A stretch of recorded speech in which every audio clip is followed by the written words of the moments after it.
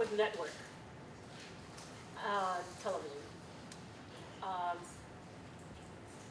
when I first moved to LA, I took some classes at UCLA Extension in TV production. Great thing about UCLA Extension, all of the instructors are all professionals in the field that they teach. And walked into this TV production class, and this is what the instructor wrote on the board. And this is for network. And anyway.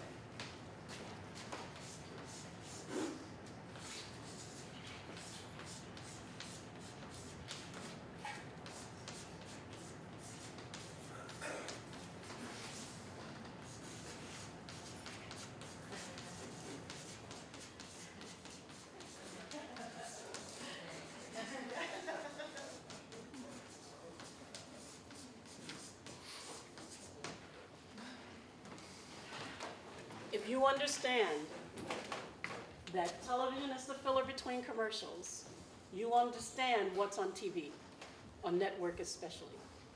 Because I'm going to tell you what the traditional method of deciding what's on TV. Around about June, the doors open for networks to pitch TV series. And then sometime after Labor Day, networks get together and they decide, okay, we're going to buy this pilot script. And they buy a bunch of pilot scripts, and then around Thanksgiving, Christmas, everybody's reading these scripts, and they decide what is going to be selected to be shot as a TV pilot. Then pilot season starts, and actors love pilot season because they're casting and everything, and they make all these pilots. And January and February, around about March, April, they're looking at pilots, and they're going, okay, let's think about this one for a series. This turned out good. We'll put that as a series. And then in May, what do they all do? They go to New York, and they have the upfronts. And the upfronts are when they present their schedule to advertisers. Because the advertisers are going to pay for the shows they think their consumers want to watch. And they want that ad money. So they're creating a TV schedule, hopefully of good good content, but it's content to get the ad dollars to make those series, and they're going to pay for the things they think their consumers want to watch. That's what gets on network TV. And when you know that that content is the filler between commercials, doesn't mean it's bad, doesn't mean it can't be good, but CBS has an audience. And their audience want to watch certain things, and the advertisers on CBS know what their consumers want to watch. ABC, everybody has a brand. And so that's what you need to understand. And not to be discouraged if your show doesn't get on. Doesn't mean your show is bad. Doesn't mean that you're not a good writer. It means that the coveted age group between 18 and 30 might not want to buy. They don't want to watch your historical drama about the Lewis and Clark. You might have to go to PBS for that. You might have to go to History Channel for that. Know where your story is going to sell. Don't write for the network or the demographic. Because the markets have expanded so much from just network, know where your story is going to sell. Case in point, I worked on a show called Any Day Now, created by Nancy Miller, grew up in Oklahoma, spent her summers in Birmingham, Alabama, and she had an idea for a show about a white girl and a black girl who became friends during the Civil Rights era, when that kind of thing didn't happen in Birmingham, Alabama. She pitched that show. She pitched it as a half-hour drama kind of thing. She pitched it for 6 years. She pitched that show. And every time she pitched it, she got 2 questions. Does it have to be girls? And she said, yeah, I'm writing girls. Honest to God. Does it have to be girls? They wanted to make it boys. Of course. She said, yes, it has to be girls. And they said, well, does it have to be about civil rights? And she said, duh, yeah. And she pitched it for 6 years. And then there was a network called Lifetime, Television for Women, who wanted to go into scripted. They loved that it was girls. Perfect for our network. And yeah, it's going to be a lot of drama with civil rights era. But they said to her, but we want to know what happened to those girls when they grew up. What about a 1 hour that's part in the past when they were little girls and then as grown-ups? And Nancy said, yeah, I like that. And that's the show Any Day Now. She refused to change. She went to where she thought it would sell. She made other movies, other TV series. But that one found where it belonged without changing her story and writing for whatever people were asking for. So that is a thing about your story. Where is your story going to sell? Is it a network show? Is it a streaming show? Is it pay cable? Is it USA? Or is it AMC? And I guess I don't know if I can say this enough. Write your story and then find its home. And it may take a long time to find where it will fit. But I can't write for a market. I wouldn't recommend anyone writing for a market. If you like sci-fi, write sci-fi. And find the people who do sci-fi. Don't take it to CBS. It's not going to sell. Not unless, well, it's a procedural. And even then, it's not going to sell to CBS, you know? And know if it's CBS or ABC. Or is it NBC? Is it the CW? Is it Freeform? Know where your story belongs. And go there, or else it's going to be a lot of wasted energy. Now, that's for network or places that have commercials. Yes? How did you get involved with that story? How did you make that connection with her? With Nancy Miller? Okay. This is another thing. It was staffing season. And going back to that, after upfronts, when they've decided their schedules, then it's writer staffing season in May, June. And that's when you want to get to talk to the people who made the list so that you can get staffed on the show. And things have changed a lot in the last 5 years with all kinds of things happening, but I was out of town, and I had an agent, and that's another story that was interesting. And my agent said, where are you? I said, I'm in New York. And he said, well, there's a show you're perfect for. That was at a time when the agents were looking for things that you would be perfect for. I'll talk about what it is now. And this is their last day of interviews. And I was like, I'm in New York. He said, well, can you do a phone conference? And I said, yeah, I can do a phone conference. And I got on the phone with Nancy and Gary, who were the 2 executive producers. And they told me what the show was about. And I said, oh, I'm writing something about that. I'm writing about black women and white women and, you know, unity and all that other stuff. And they says, oh, well, you don't have to write that. You can write our show. I'm like, okay. But so we connected, and then when I got home on Tuesday, I met with them, and I was hired. I was hired as part of the staff.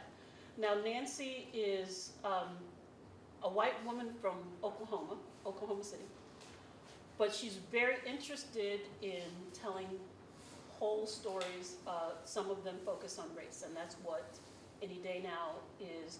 We also developed the Tulsa Race Riot miniseries, well, now she says she's an independent, not a Republican, but she's very conservative. But she recognized that these are stories that need to be told. And also, the first time I was on a TV show, writing staff, where there were 4 black women writers, 2 white women writers, 3 two white male writers, and one of them was gay. And Nancy made sure that she had a diverse staff because the characters were diverse. And she couldn't imagine not making it a diverse staff. After doing that show, she said, all my staff should be diverse, because she recognized the power in all of these voices that they bring to any story you're telling, not just stories about race. You get different perspectives. She also created Saving Grace with Holly Hunter. And she made sure she had an atheist on staff. Because it's about an angel saving grace. And anyway, and of course, when we start talking about a series, the title says it all. The series doesn't end until grace is saved. That's the premise of the show, is saving grace. And that's what we're going to see every week, is attempts to save grace. Same thing with Buffy the Vampire Slayer. What's that show about? It's about a girl named Buffy who slays vampires. That's going to be your franchise. Remember that word, franchise. That's what we're going to see every week. And that's how I got on Any Day Now, which was a great show, great writing experience. One of the greater writing experiences I've had because of the showrunner.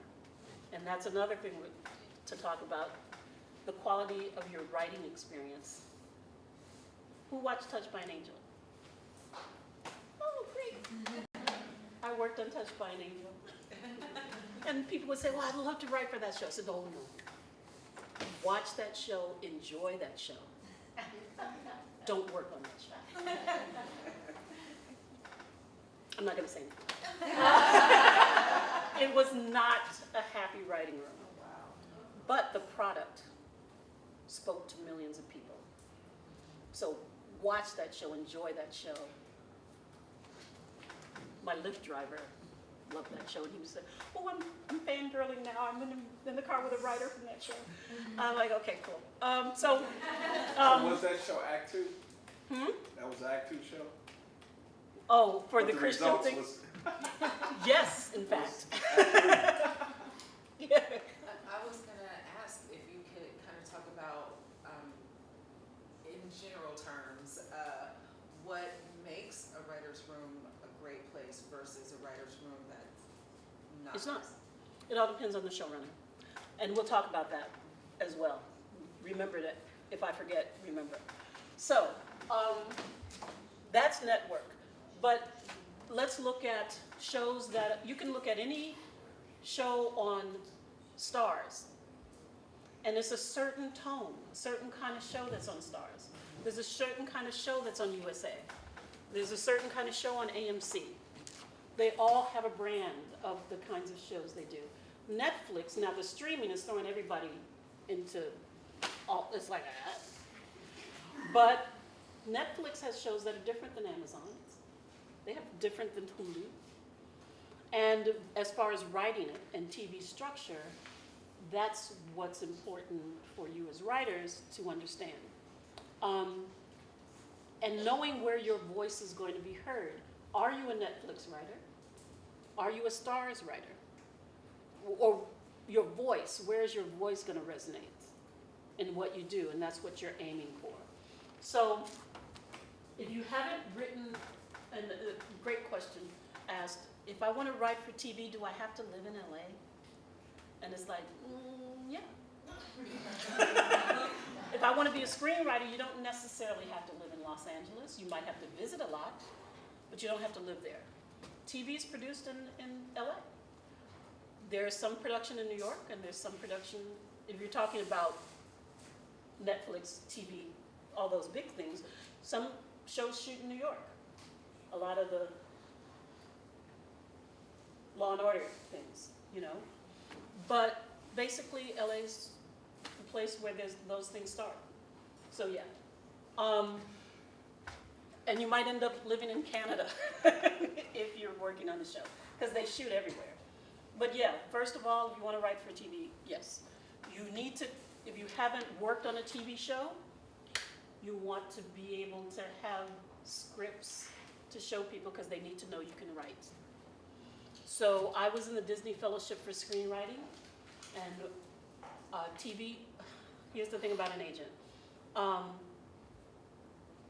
When I first started out, a friend of mine, I worked at a film distribution company as the administrative assistant for the CFO, and I was writing on the side. And then my screenplay got into the Disney Fellowship. Great. I'm in the Disney Fellowship, which is great. 40% discount at the Disney store. Excellent. Very popular at Halloween. Then after that was over, the friend whose job I had taken as administrative assistant had become an agent at Gersh. So she read my script and she said, oh, I want to take it over to the TV people because there's something you might be able to do. And they read the script and said, okay, great, you know. She's not going to get it because she's never done anything before, but we'll submit her for something. So I went to visit my mother in Arizona. Where are you? I'm like, I'm in Arizona. It's like, you told me I wasn't going to get it. They want to meet you. I said, okay, great.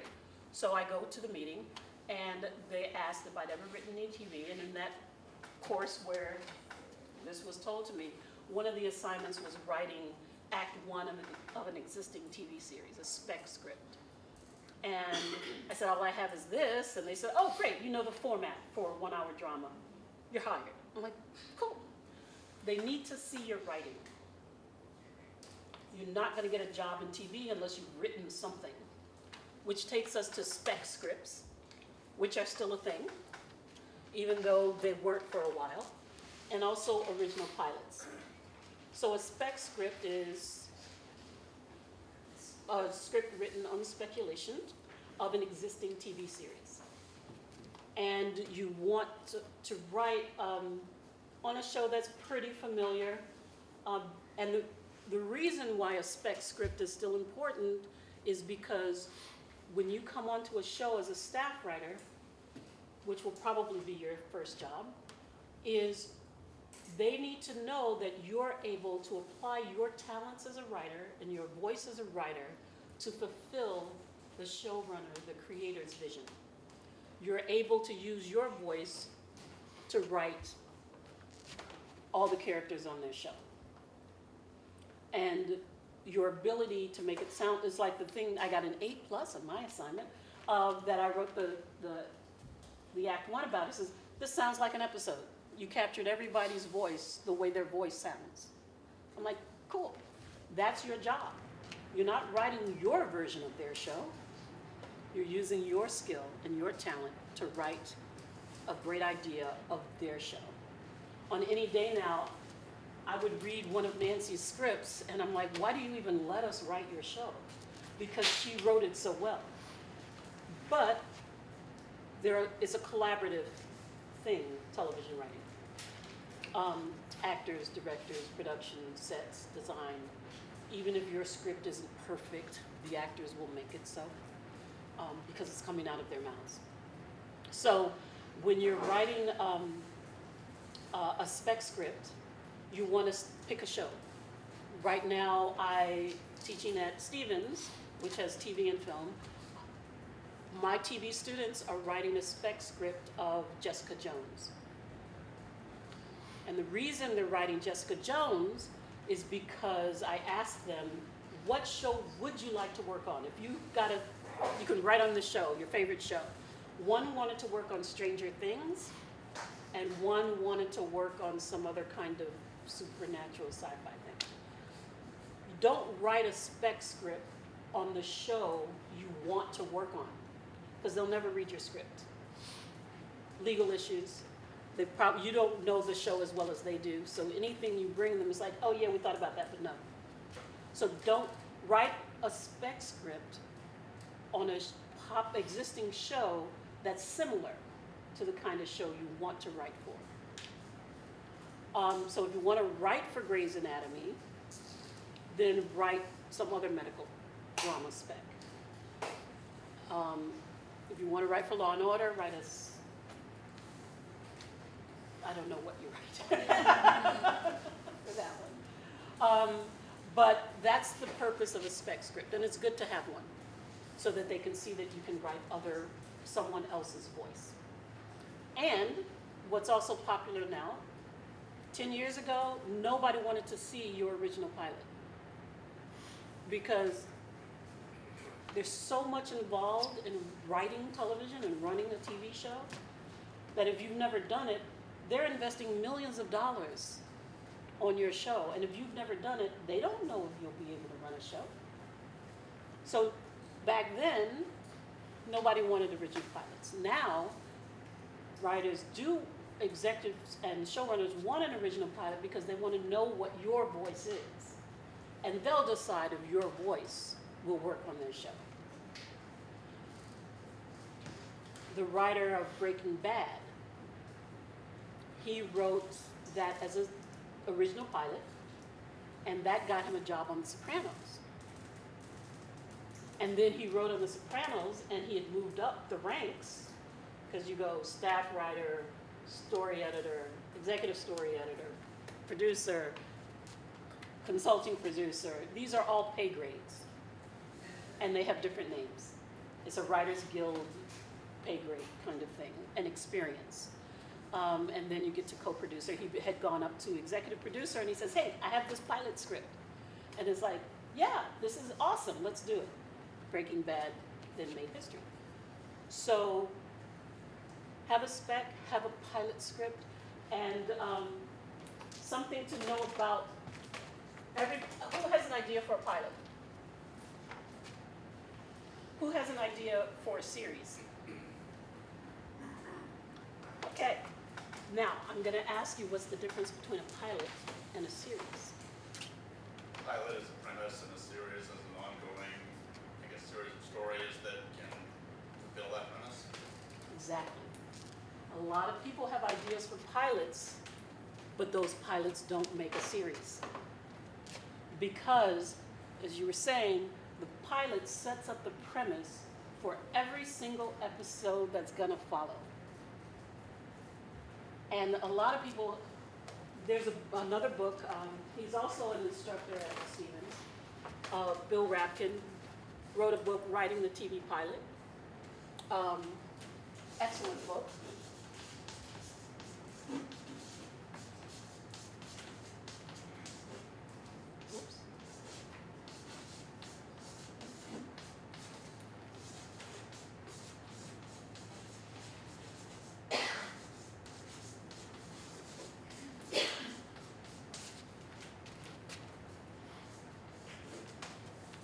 Because he gives an example in this book. Oh, I have this idea where, well, actually, this is a better example. There was a series called Life on Mars. It was a short-lived series because it was a great pilot, but it wasn't a series. And he goes on to talk about how come the network didn't know this wasn't a series. So it was about a police officer, something with his wife and everything, and a car chase, or something, and he gets hit by a speeding police car and wakes up, and it's 1973. It took place in 2008. And he's a cop in 1973. And he's like, am I dreaming? Am I hallucinating? But because he hasn't forgotten 2008, and he's in uniform, they're expecting him, he's a transfer to this new unit, and he keeps asking for CSI unit, and they're like, huh? And it's like, yeah, run their DNA, and they're like, what? Because things were different in 1973. Excellent idea, excellent idea. And so it's fish out of water, it's all those different things, but what's the franchise? And it's based on a British series. But where does it go? It's about 6 episodes worth of fish out of water. What happens? And that's why when you pitch a pilot, you're pitching a series, and they're going to ask you, what happens at the end of season 2? What happens after the end of season 3? Because they need to know that this idea can be 40, 50, 100 episodes. And with Life on Mars, it didn't have anywhere to go. And then, because it got canceled, they were able to do the finale, which was 2008 wasn't real either. He was an astronaut in hyperspace remembering past these things. And he was going to Mars. And it's like, okay. So there really wasn't a franchise that they were going to do every week. Downton Abbey. Upstairs, downstairs. Titanic. Air is killed. And all these people are impacted by it. Life changes. And every episode, who's she going to marry? Who's going to do this? Is the American going to... All these different things. They had episodes. And Julian Fellows wrote every single one of those. Amazing. Unless that meant there was no writer's room, and so 5 other people didn't have a job. So. On this, you said after like season 1, season 2, season 3, they were on the list. How big can you make it? And like I write comedy, are they going to try to figure out how I get there? You know how you said you write the end first? Like if I say it's season 2, this is going to happen, and I'll go, how is that going to happen? Comedy is different than drama. I'm talking 1-hour drama. Comedy is you set up, My Name is Earl. The premise for My Name is Earl is he's gone through, was it AA or something? And he wanted to seek out all the people he did wrong and get forgiveness. How many episodes can you get of that? As many people, it depends on how many people he did wrong in his life. And you can just go person to person, situation to situation. And the thing again with comedy, like Big Bang Theory, we know those characters so well that we can put them in any situation and see what happens because we know how they're going to respond. Oh, they're going to be uncomfortable there. So you give them the premise and they say, oh yeah, you could do this, you could do this. You could go on forever. That's for a comedy premise. So, Life on Mars, it sounds like a great idea, and I can see it. For me, it seems like you can make a lot of episodes, and so I'm wondering what is lacking that made it not a series. I mean, let me see. How would you fix it? Let's take a series like, the question is, he knows somehow he's been brought back in time. But there's no mechanism for him to get back. He didn't go through a time tunnel. He didn't go through a time machine that he's got to fix. He has no way to figure out how to get back to his life. What is his dramatic need? If I suddenly ended up in another time, I want to try to get back to my time. But if you haven't given me a vehicle with which I can try to achieve that, there's no ongoing dramatic premise. So it's the dramatic need. So, because it felt a lot like Quantum Leap, you know. But there was a system for Quantum Leap. They had a foundation for Quantum Leap. The thing that they were trying to do is, how do I stop the jumps? Yes. And and he says, here we go again. They set it up that until they figure out how he can stop jumping, he's going to jump every week. That's the franchise, and that's the thing your series needs. And that's what this one, Life on Mars, is missing, the going every week, making it the same every episode. Every episode, he's adjusting to 1973, but doesn't he want to get, they set up that he was a cop, that his wife was involved in something, and wouldn't he want to get back to that since he remembers it? There's no, like The Fugitive was perfect, that show that ran forever, one of the largest audience. He finally found the one-armed man. Every week, he's a fugitive, and he's trying not to get caught. That's the franchise. And that's what any Grey's Anatomy, these residents are trying, well, that's more like a soap opera than but the franchise is medical drama. You know, every week there's going to be some medical drama. They're going to have to make some decision of life and death. This is why medical shows are so popular, because it's life and death every week. Cop shows, life and death every week. Hill Street Blues changed that when it wasn't just the crime of the week. It was the relationship with the pizza guy and the DA. It was the alcoholism. It was the this. They went into the personal lives of the cops. Hill Street Blues changed the cop genre forever. Sopranos, mob guy, but he's in therapy for anxiety. He's stressed out. Okay, that's a new take, but there was still mafia stuff, but we were invested in this man healing or not, or whatever, family drama. So what is your franchise? So the franchise for Sopranos was not mob life, it was mob boss in therapy. And every week he was in therapy, right? I only watched a couple of those. So, show I didn't particularly care for, but it was a good premise, Girls. I finally saw one of their posters, nowhere to grow but up. Clever tagline, because that show was about girls growing into women, as odd as it was. So what's the premise of your show? So you can have a great idea for a pilot, but what needs to be in that pilot is the premise for the series that we're gonna see every week and that we're gonna wanna come back for. Lost, wanna know if they're ever gonna be found. Again, Buffy the Vampire Slayer. Buffy slays vampires. Name a show. Any show. Longmire.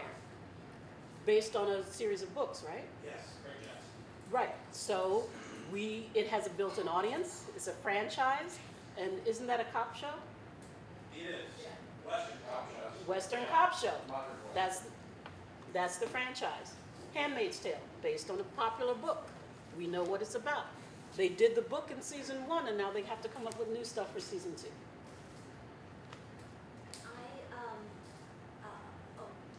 Years ago, I watched a show called Fringe, Mm-hmm. and then recently I found it again on Netflix, I think, and I was like, oh, I remember this, let's watch it again, and I still really like it, but for me, that show sparked my imagination because of the field that it was, Mhm. that the premise was based on, sci-fi, Right. physics kind of field. Mm-hmm. But that, I was trying to remember, so I'm watching season 1 right now, but I'm trying to remember, it was on for a couple of seasons, but I remember Several it seasons, yeah. kind of going like, in a way, sort of like Lost, where it almost got lost like in the complexity of the premise. Of the Like premise, yeah. originally it was, hey, these weird things are happening, and the lead agent, FBI agent, is, motivated to figure them out, or Right. try to figure them out Mhm. with this group of people. And then I think it got away from that. Can you speak to, like, I don't know, this is sort of a larger question, but how do you keep your story on the rails? That is the Right. question of the era. Is it's going back to any day now. The creator of the show is often, more than likely, the showrunner. You need to be firm in what your vision is for your premise and what your series is about. Dare I say the theme of your series. And what is going to happen. You're building a world, and you need to know the rules of the world. Movie 3, Alfonso Cuarón of Harry Potter, he wrote in the script about the choir and there were singing animals. J.K. scrawled, animals don't talk in Harry Potter world. She knew that. So they just get to croak. Touched by an Angel. Martha, John Macias created Touched by an Angel. He wrote the original pilot. Monica, a dog gets hit by a car and everything, and she touches the dog and it comes back to life, and all kinds of interesting things were happening. Mr. Macius was invited to leave the show, and Martha Williamson rewrote the pilot because she said angels don't bring people back from the dead. That does not happen. Same thing with J.K. Rowling. You die, you die. You don't come back. She was very firm that that's what angels do. They don't bring people back to life. Nancy, on Any Day Now, one of the writers came in with an idea. Annie Potts' daughter, teenage daughter, is dating a black guy, and they have different challenges that all couples have. But this writer came in and said, okay, I have an idea for a show, an episode we can do.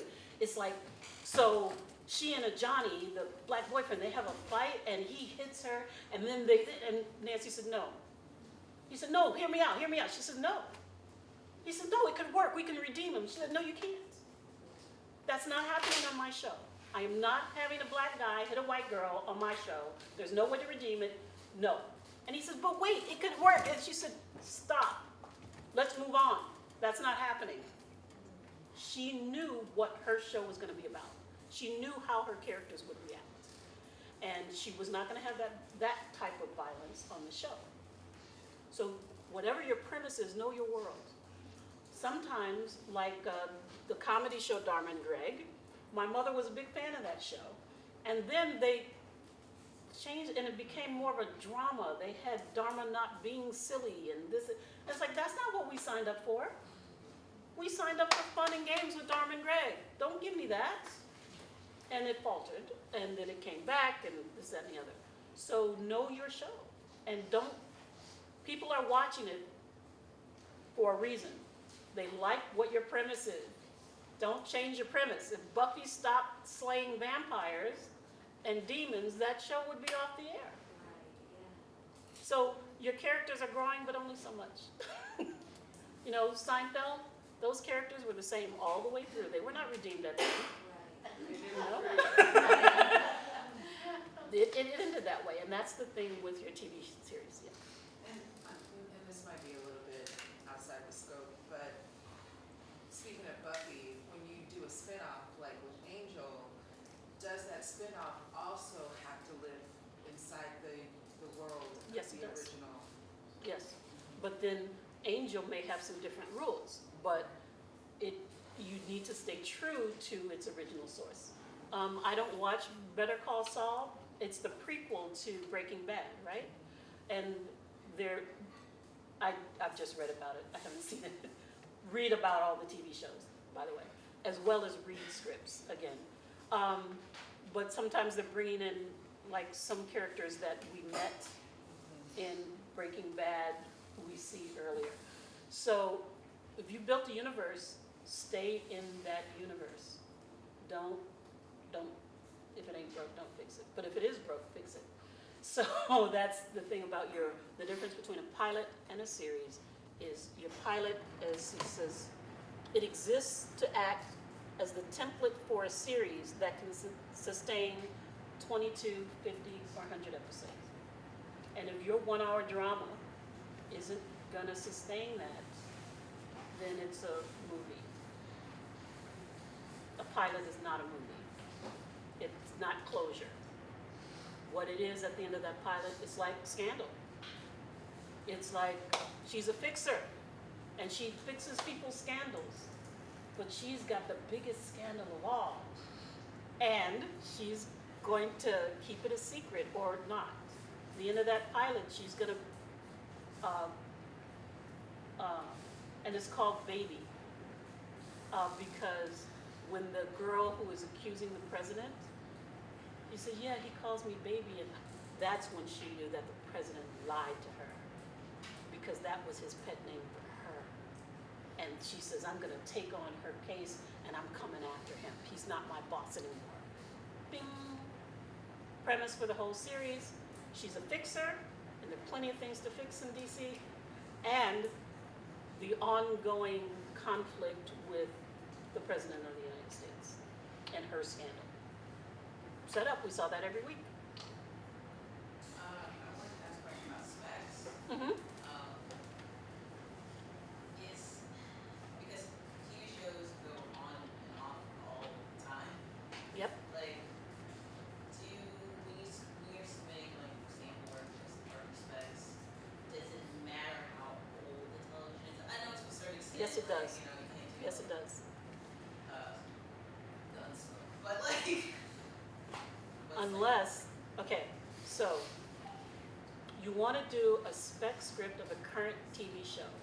And if that show goes off the air, you're going to write another spec. Now, you're going to have to write another spec. What you want to do is pick a show that's been on for a season or two so that people know it, and it looks like it's going to last for another 2 seasons. So, Jessica Jones has been on for a while, and it's good to do superhero because they keep coming up with superhero shows. It's in the Marvel universe, and speaking of TV structure, the thing about writing a spec is you want to watch as many episodes as you can, and you want to read scripts of that show that you're going to spec. Marvel, you can't get a hold of a Marvel script. They don't really, the Writers Guild gets scripts from TV shows that you can read. Nothing from Marvel. They're pretty secretive over there. So what these students are going to have to do is 1, watch episodes, 2, research, because I love Google. Wikipedia has an episode guide of every episode of Jessica Jones. And every episode of season 1, and then it has a page for season 2. So read those, watch them. And their assignment was to write a spec that follows the finale of season 2, but happens before season 3, which hasn't aired yet. And here's the secret of the spec. They're going to have to write a story that will pretty much leave her in the same space that she was at the end of season 2. Because we have no idea what's going to happen in season 3. And you start writing speculative stuff, and then season 3 comes out, and it's like, well, that's not what happened. They didn't get it right. So the secret of a spec is to write a great story with great characters that doesn't change the trajectory of the series. So one of the writers who didn't feel like she could, the thing about Jessica Jones, she said, yeah, a friend, her husband recently committed suicide and nobody knows why, and it's really difficult, and I want to write about that. And it's like, Jessica Jones is perfect. It's a psychological thriller, people got PTSD, and everybody's questioning stuff, and she just took on a new case. And so it's a perfect idea. Her voice is going to be laid onto an existing character and world. And it's something she's interested in. And Jessica Jones is going to be the same person that she is. So you're not like in Saving Grace, if you're going to write a spec for Saving Grace when it was on, you're not going to write an episode where Grace is saved. Because the show already knows what they're going to do about that. How to Get Away with Murder. If you're going to write a spec, you're not going to come up with a new murder that hasn't happened on the show, and you're not going to solve the murder if they haven't solved it yet. So again, you're not changing the trajectory of the series. And it's an episode of a series. Structure of a TV series. Network. First it was 4 acts, and then it was a tag and 4 acts. And before the commercial, it's like get them interested enough so that they don't turn the channel and then go to commercial. Act breaks in network television and also for cables like USA and everything that has commercial.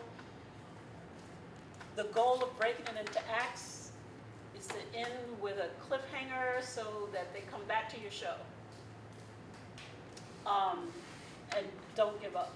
Don't give them a chance to change. Tags then became acts because if the tag wasn't good enough, they might switch to that other show on CBS. So now it's 5 acts. And sometimes there's a tag and sometimes there's a closer. And it ends up being 6 acts or whatever. still the same page count. 1 hour of network television, a page a minute, is usually 45, maybe 50 pages because you need room for commercials. And Act 1 is going to be something that happens, and there's going to be something here at the end of Act 1 that's going to change the story that makes me want to go to Act 2. And then something's going to happen, and usually it's with your A story. With television, you have your A story, which is about your main character. And then you probably have a B story. That's another, some of your supporting characters will be a story. And maybe your A character's in it, maybe not. And then there's what is called a runner, your C story. That's usually, if it's a drama, it's usually the funny part of the episode. Unless it's all heavy drama, and then it's a lesser dramatic storyline. So it's an A, B, and a C story. And you plot those out on a whiteboard for acts. Now streaming, it's a 50, 60 page movie, basically. However, the principle of having act breaks and cliffhangers still exists. So even if you write a pilot that's broken into acts, that's fine. You'll send it to a network or somebody and it's fine. And AMC or Netflix will know, oh yeah, it'll just flow. But you still need those beats of change in your 1 hour, because viewers are used to that. What is going to keep us viewing? What is going to keep us binging? What is going to, the reader, who is your first audience, what's going to keep them turning the page? Because if we're not turning the page, you're in the slush pile. Something unresolved, but something and here's a key thing. What is compelling? Not interesting, not fun. What is compelling? I may be hungry, but I can't go get a sandwich until I find out what happens next. I'm compelled to stay. That's what you want in your script. Because you're at home, you could do anything. But if you're edge of your seat compelling, who's binged a series? Why did you binge? Why did you stay with that show? You were invested. You wanted to know. It's as simple as what happens next. And it's so compelling. I'm going to sit there for 8 hours and watch the whole season. But when you write a pilot, I want to know why I would watch it 8 hours. I want to know what I'm going to get each time I watch it. The Crown. Who's watched The Crown? Great series. It's history. I know it's history, and I like history, so that's why I watched it. But you know pretty much that she's queen. You know pretty much what happened in the world. But is that show about Elizabeth? No, because they didn't call it Elizabeth. It's about the crown. The main character in that series is about how that position impacts everybody's life. Her father never wanted to be king because her uncle abdicated. Her father became king, and she was in line. There's an episode where she's having lunch with Edward and talking to him about it, and he says, well, I've apologized to your father. And she says, yeah, but did you ever apologize to me? You changed my life because I have to be loyal to the crown now. I just want, and she had that conversation with her sister. Margaret would have loved to be queen. And Elizabeth wanted to raise horses and have a family. But she was forced to be queen. And she took hold of that mantle, which is why actually, whether or not I believe in royalty or not, I respect Elizabeth for upholding her job, basically. So it was about the crown. the Crown wouldn't have, as much as she loved her sister, she couldn't consent to her marriage to the captain of the guards or whatever. Because of the Crown, she had to make decisions, not necessarily, her mother had to bow to her. That scene is so telling when the father dies and she comes home from Africa and she walks in and her mother curtsies. And then Margaret's like, oh, right, I have to curtsy now to my sister. It's like, it changed the whole family dynamic. And it's like, we have to make an announcement to the people about, Mom, you should do it, Margaret says, and Elizabeth is like, I'll do it. I'm the queen. I've got the crown now. I have a job to do. So that series wasn't about young Elizabeth. There's another series called Victoria. It's about Victoria and her personality and what happened in her life. The Crown was about how it impacted everybody's life, whether you were loyal to it or not, and what happens if you're not, and if you are, etc. That's what made it compelling. Name, what's another series? Arrested Development. I don't know much about Arrested Development, but what would you say is the story about? What's the premise? It's a story about the Bluth family, and it's pretty comical because I think all of the characters are really anti-heroes. What's the premise of the show? The premise of the show is that they have a construction company or whatever that is fraudulent, and the whole family's dysfunctional, and so you just kind of keep tuning back in to see, what happens. Is everything paid in?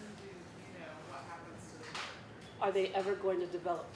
Because they have Arrested Development. Right. Are they going to Kind of succeed? stuck in their dysfunction. Yeah, they're stuck in their shameless. And Those people are shameless. Yeah, and there's the one brother who's the white sheep of the family, who has it together. He and wants trying to everybody to hold grow it, up. Yeah. With him. Yeah, And even he has, right. Yeah. So the thing is, those people are never going to mature. And they're going to go through life and they're going to succeed and fail and never mature. Shameless, if you ever made those people aware of shame, that series would be gone. They're shameless, So understand what your series is about. So the 5-act structure works as far as flow of action and ups and downs and what's going to keep me compelled to watch your show. It's not just cliffhangers. Sometimes I worked on a show called Soul Food. The showrunner wasn't the year I was on, but then we talk about actors. And actors inhabit a role, and that's who people are watching. And that's who people are invested in. That show became popular, and then the actors wanted to do what Friends did. And they all banded together when it was time to renew their contracts. And we're not going to sign unless we get this and that and the other. And while that was happening, the showrunner wrote the finale for that season. And the finale in that season is that all the members in that family were in a really horrible car crash. And we didn't know who survived. They signed their contracts. Because they could have been written out of that show. We had to do it another time. Sometimes it's a financial decision. Another type of series that's a streaming series, but it doesn't follow the traditional episodic, where the story is ongoing. Black Mirror. That's an anthology series. An anthology series like American Horror Story. Every season's different, but they usually use the same actors, but they're in a different thing. American Crime is another anthology. The detective one. True Detective, another anthology. Black Mirror is more like the anthology series of Twilight Zone back in the day. So the premise is just another detective story? Which one? True Detective? Yeah. Yeah, it's just a different group of people. So it's like a collection of different. One detective season series. of, like, unlike Black Mirror, True Detective and American Horror Story, they have a arc for that season, Oh, for that season. and that is, it's a seasonal anthology, whereas Black Mirror is an episodic anthology. Because not all the episodes match, right? Right. Right. So give us an example of what an episodic anthology would be like. I'm sorry, I'm not familiar. That's okay. Well, what is Black Mirror? Oh, well, Black Mirror, the premise of that is the what if of, the consequences of technology, basically. And What every happened if episode- Some technology was developed, Mhm. and every episode's different. And it's not the same characters, No, not the same cast, characters, no. and that's what that is. Each episode could easily be expanded into a full-length movie. And each episode then in an anthology is a standalone. Right, that's like the old Twilight Zone, exactly. It's a standalone. Whereas American Horror Story is a anthology, it's a season that could stand alone. It has a beginning, middle, and end resolution at the end of that season. It's also called a limited series, or an event series. These things are happening more and more. And yes, Could that Mars story that you've been talking about have been presented as an anthology where at the end of that season something else happens to them and wakes up in a different time period, or it could have been a limited series, which is more like a British model, where they have, we know, well, there's this, we just had a, blanking on it. Luther is a good one. Love Because Luther. It's only 6 to 7, 8. It's only usually about 6, maybe Yeah, 4. 6. Luther is a great example of a limited series, and that setup is so perfect because at the last episode is like, so what do we do now? There's some version of that line at the end of the season, because then it's a whole new thing.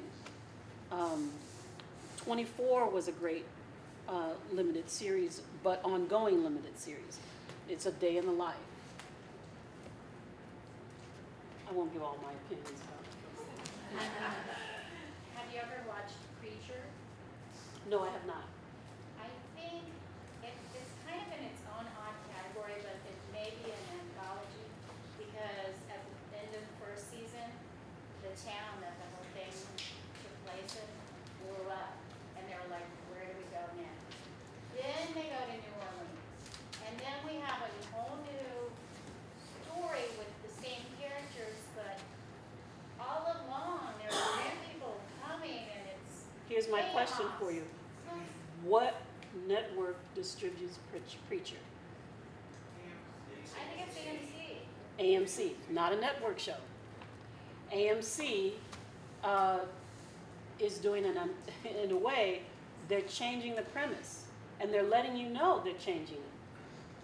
And so we're gonna be here this season. Right. And next season, some of these people are moving somewhere else. But it's some of the same people, Yeah. right? Preach, is it The main characters are always there. the but people other haven't, people come and go, that's fine. And they go and then they come back and they're So like, the oh my God, premise we're is back. Preacher. Pardon? The premise is Preacher wherever Preacher goes. Yes, definitely. That's what that is. With American Horror Story, because that's like one of my favorite shows, I know that, each season is different, but, and you might know more, for sure than I would, but they say that, each season is connected. Like, even though they're different, like, it's different things going on, but they all, like, connect some kind of way. That's all in Sean Ryan's, is it Sean Ryan? Right. What? It's not Sean Ryan, it's Ryan Murphy. That's in his brain. I don't know what is in his brain. I don't want to know what's in his brain. Right, and so if they're all connected, I don't know how, and Well, I was just like, was that like a certain, I know you said it was an anthology, but I was wondering like, when the seasons are connected like that, but they're different, but they're connected, like, was there any? well, now one of the things that's connected is that he often uses the same cast, the same actors in a different setting. like the story as well, like with. That's the creator's vision, and if they are created similar, he has something, that's him. I don't know. And that's a thing about, well, Black Mirror. They're different episodes, but it's all about the effects of technology and how it could warp or help the world kind of thing. I haven't. Yeah. So that is what's happening with this new avenues of TV. I'll get this point, I'll get to you, is that, again, AMC is open to those kinds of shows. Network wouldn't be. Netflix often now, and if you come from a network background, it's almost like Netflix is getting development without having to pay for it, because they're not interested in pilots. Your streaming services are not interested in pilots. They're interested in series. They don't buy pilots and then develop a series like network. Netflix wants you to come in and say, here's my series. It's 3 series, 3 seasons of 8 episodes, and here's what happens. Right? You finding that? Yeah. It's the thing of, it's, what's Netflix? Stranger Things. It's about these kids in this town and this and that, and then they're going to discover this at the end of season 1, and then they're going to go through this at season 2, and then they're going to go, it's like, yeah, we can do that. 3 seasons, bing, here's the money, go for it. Although they don't pay for development, you're doing that all on your own, and you're bringing them the package. The thing is, they're going to buy your package, and it's not like you're going to get canceled because they bought your package. So it evens out at the end. You have a question here, or? It was actually, Well, I also have a no, I was just wondering, in our case, we have a pilot, and we have an outline for approximately 5 seasons and so forth, some episodes in the work. At what point do you go, or do they, like I know with regular network TV and so forth, there's seasons and so forth, and writing teams, but of course, how would that work with Netflix? Do you have the whole package ready to go, or do they give you time for, say, season 2, development season 3? Well, even though they're not in the market of buying pilots, they want to see a pilot script so that they can see what your story's about, or a very detailed outline of your pilot. And then they want to know what your episodes are going to be, little summaries of this is what happens in episode 2, and then it goes to episode 3. This is the season arc. There was a lookbook, a pitch deck. Have you heard of a pitch deck? Lookbook? startups. Now they do. It started in the business world, and now it's in the TV world. Is you're gonna get people like to look at stuff now rather than read stuff. So you're gonna do a lookbook or a pitch deck that's gonna give some pictures and images and some words about what's gonna happen. This is the tone. This is what it looks like. These are the kind of actors we're looking for, and it's like a presentation document. Like storyboards? Almost, but it's Advertising campaign. it's an advertising campaign, and it's like there was one about Dracula. I saw this great pitch deck, and it's from Prince of Light to Prince of Darkness. Oh, that's interesting. In season 1, we're going to learn about this prince who is this son who had been neglected and blah, blah, blah, blah, blah, and his rise to claim his title. And then in season 2, he's going to go deeper and deeper into the dark side. And then at the end of season 3, he becomes the Dracula that we've always known, the myth. Laid it out. This is the theme for season 1, season 2, and all the action and the battles and the this and that that's happening. And this is the journey we're taking you on from season 1 to season 3. And if you know that, and for Netflix, it's like, we're not talking about 5 seasons or 6. This is a story told in 3 seasons. And they're cool with that. They're not looking for 100 episodes all the time. Would that be like a paragraph for each episode? 2 or 3 sentences, Or 3 sentences? or 1. As long as you get the point across.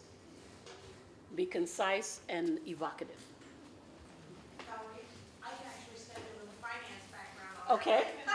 You said that it was pitch decks are very brief, they can be PowerPoint presentations. Mhm. And we found them a lot in banking and in finance because they would use 5 to 8 slots to present to financiers, to banks. Mhm. Just something quick, down and dirty, so they know who you are, what your premise is, Mhm. and what your vision is for this particular idea or this need that you might have. Right. And now that's moved into entertainment because they would rather look at, and there's also the thing called a sizzle reel. If you can pull together a sizzle reel of images and actors or things that give the viewer a sense of the tone, the visuals, the design of the show, the actors, and also some of the storyline. That's also good. It's like, oh, we like this. We can see where this would fit. And they don't have to read a script. So, So is the sizzle reel then more of like the graphic representation of things that you have in your story Bible, or your series Bible for your? yes, and it's something to grab their attention and visually, because it's a visual medium, the art of visual storytelling, and they can see if it fits their model. We're doing a pitch deck, so I'm working on developing a TV series, and we have a pitch document, and what we're going to do is a 10 to 15 minute documentary about the subject matter, and use that and shoot it and everything in the kind of visual style that we want the series to be in. And it's one camera, get some equipment, and go talk to the people that you need to talk about, and that would serve as our introduction piece to the narrative piece. You can find all kinds of creative ways to get the story told. And if you have an actor attached, which we do, she's going to feature prominently in it. And it's always great to, now some people say don't name actors or anything because you may pitch to Showtime and it's like, oh, we're never working with her again. So if that's who you've got in mind, no, we don't want to read it. But if it's going to sell, it's going to sell. As far as structuring, again, as far as TV structure, comedies are totally different. Comedy rooms are totally different than drama rooms. It's a high, who's a comedy writer? Who wants to write for comedy? Yeah, that's a different experience. Because, especially if it's like a network drama, comedy, you have jokes. You have setup, payoff, setup, payoff. Who's seen Hannah Gadsby's Nanette? Netflix stand-up, Hannah Gadsby, it's called Nanette. She breaks down comedy. Comedy is setup, payoff, and for her, it misses the end. There's no full story. It's setup, payoff.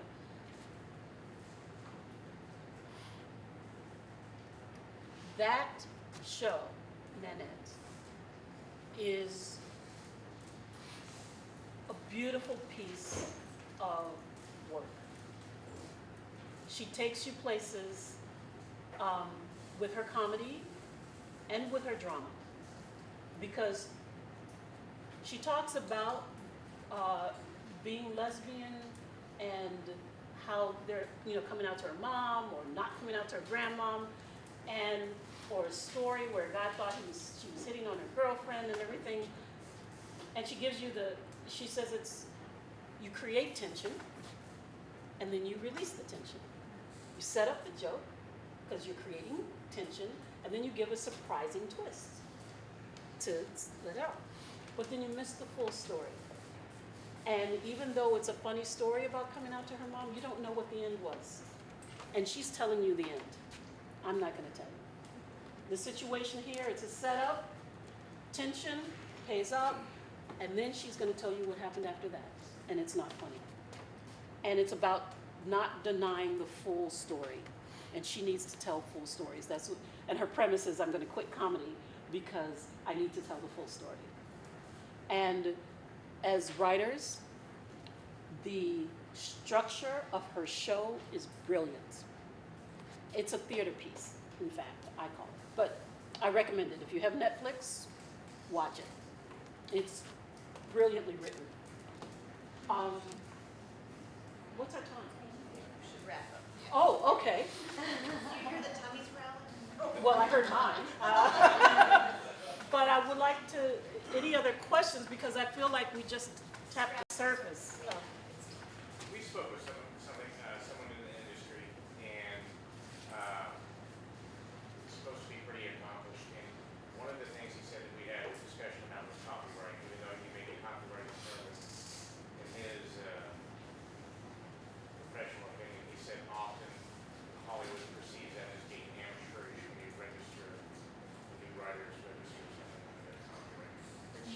You should always register, and you should always, you register with the Writers Guild and also copyright. But, when you get a script where they have a watermark that says copyright on every page, it's like, we're not, here's the thing to understand about copyright. You cannot copyright an idea. An alien lands on Earth and accidentally misses the trip home and is befriended by a human. That's not a copyright. It's the execution of that idea that is copyrightable. That story is E.T., it's another story somebody told me it was, I can't remember, but that's simple. An idea you cannot copyright. It's how that story is told that you copyright. So a follow-up, I had another friend who said that they have Hollywood, they're a pretty gentle industry, right? And they actually have people, networks do, that go when somebody registers or what have you, it's keeping an eye out, so possibly a theme or what have you, they see something, they piggyback off of that. Does that happen regularly? Well, how many vampire shows and movies were there? That time when all the volcano movies were coming out. The hurricane chasing movies were coming out. Yeah, there are trends. Okay, I'm gonna get mystical. There's a universal unconscious. I mean, we're all being inundated with the same information, so we're all gonna come up with ideas based on all that information. Yes, go ahead. What do you know now that you wish you had known before you went into that first room as a writer, as a group of writers? What can you tell us that we should probably know?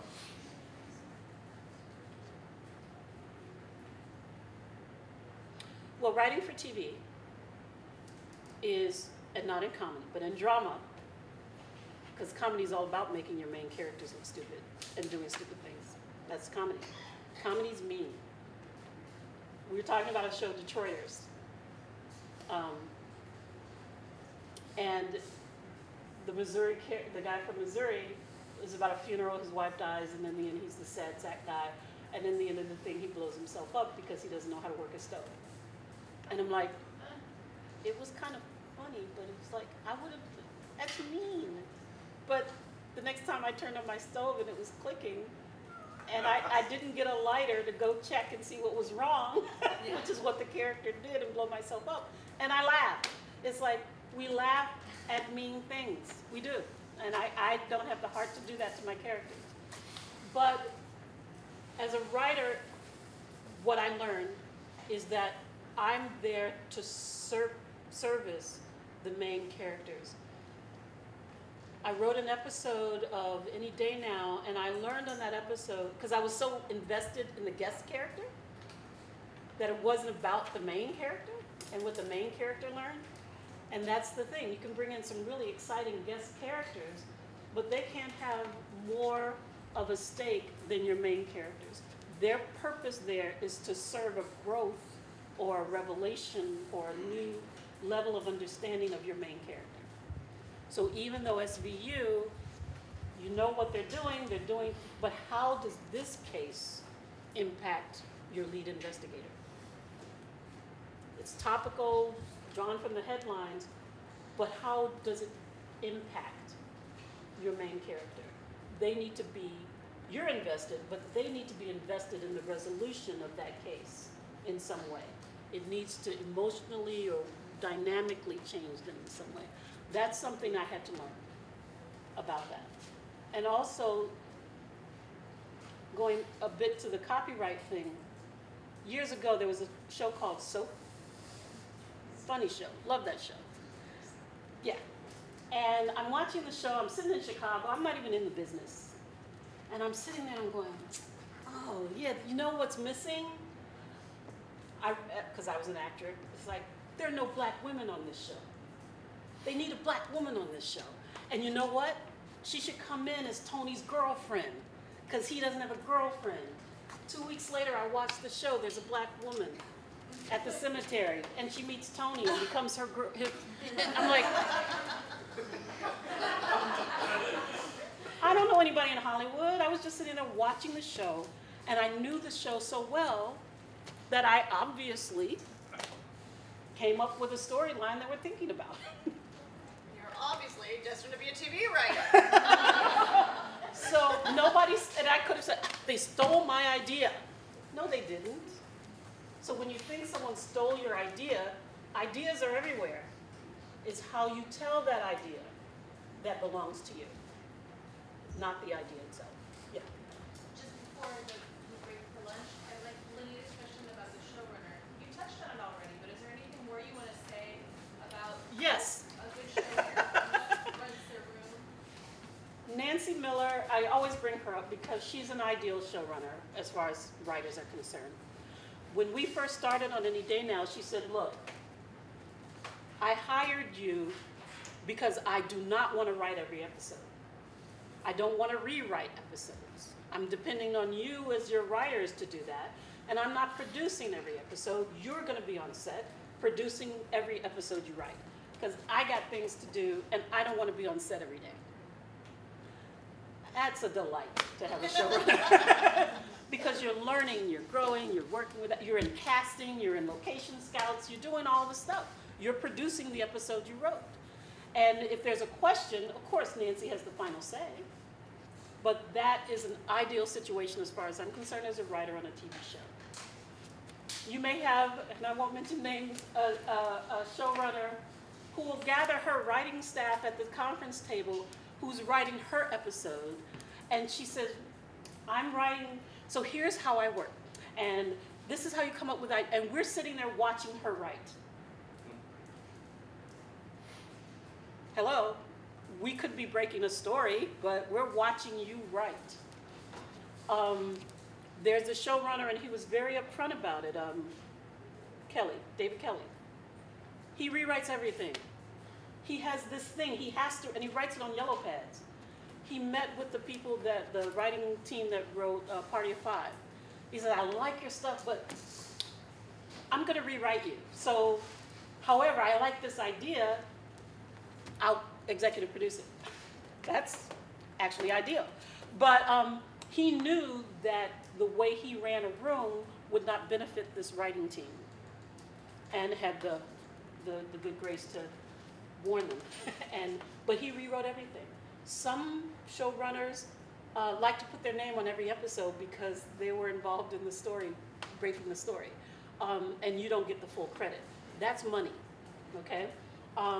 Because written by, you get the episode money, but if it's story by and then teleplay by, you're splitting your money with someone else.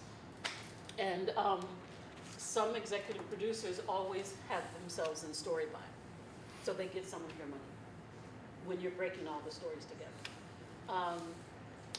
There's showrunners who just want you to give them a template, and then they go and they write everything. And you're just there doing research. I think that's kind of an Aaron Sorkin kind of thing. You know, there are people, he's writing everything. And he and David Kelly are those kind of people who just compulsively write. So, you know, it's good, but if you're an up-and-coming writer and you want to learn something and you want to experience, that's probably not the best show to be on. And comedy rooms are hard. And because you got to be funny. You got to come up with the joke. And some rooms, as I've learned from other people, is this team is the punch-up team. They're going to punch up the jokes. And then this team is the character people. And then this team, and then you all get in a room and everybody's writing this piece and that piece. The only time we did that was on Soul Food, because we shot in Canada and the SARS things was happening. And one of our actors decided that she didn't want to come on set because she didn't want to get SARS. And it didn't matter that her roommate went on set every day, but she didn't want to go. So it was a Friday, and the executive producer at the time said, we're rewriting the script. And everybody on staff got an act that they needed to rewrite or scene. And we rewrote it so that her character had been kidnapped and was locked in a closet. And we didn't see her. And we didn't know what happened to her. This is the same show that had the big car crash. She went on set when her job was in danger. And we rewrote it piece by piece. And we didn't get paid for that. It went to whoever wrote the original thing. But, you know, we had to save the show. We couldn't get behind in shooting. So many financial decisions. Yeah. This question isn't going to help anybody, but it triggered a thought that my wife and I had. I'm going to use the disclaimer. My wife speaks Portuguese, so at the end of the night, she wants to watch something that's not really deep language-wise. We watched the series Lethal Weapon. I know that the main actor got fired and didn't voice his character, but are you familiar with the show? I haven't seen the show. I know the movies, but I understand about the actor that got fired. They had a baby, and we watched the show intermittently here and there throughout a period of time. And at one point in time, I looked at her and I said, didn't they have a child with a baby? And then the baby just kind of disappeared and they alluded to it. Is that probably financial? I'm just curious. If you have a baby, you usually have twins and if you have on set, so that you can switch them out, because kids under 16 or 18 or something, they can only be on set for a certain amount of time, and then they have to go to school, and you have to pay for school and all this other stuff. So sometimes that's why Riverdale are high school kids who are 25 and older. Yes. The actors themselves. The baby was on there, I think, 1 or 2 episodes, right. And then just completely disappeared. Right. And they mentioned the baby, so At the Nanas, yeah, no. You gotta pay for that. It's difficult. Children and animals. Okay, we could go on and on. I'm gonna cut us off because this was awesome, right? This was great.